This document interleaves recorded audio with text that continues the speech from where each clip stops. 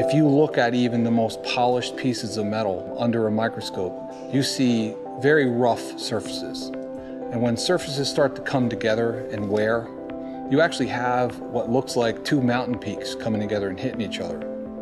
And before that all happens, additives are on those mountains. They're the snow caps. And so the snow rubs against the snow instead of the metal against the metal. It's continually forming, getting worn away, and then reforming a very thin yet very effective coating that protects the engine against wear.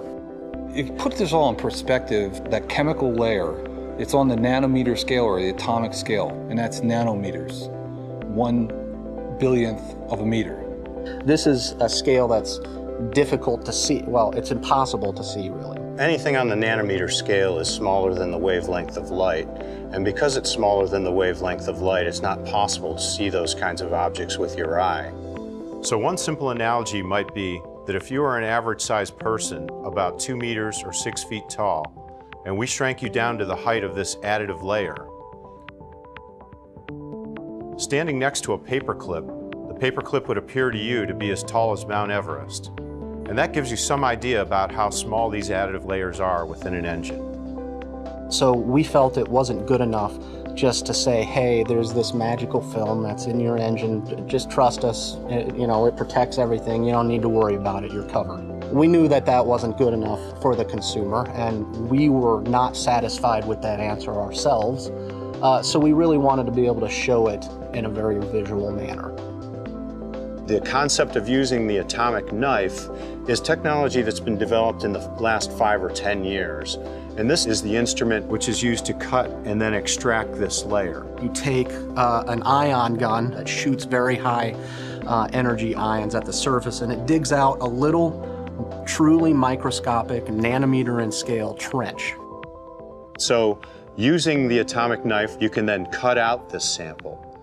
You also need a very fine precision needle that you can control with the computer. You weld the needle to the sample, and then you can carefully lift this small wall or this nanometer cross-section out of the surface of the sample.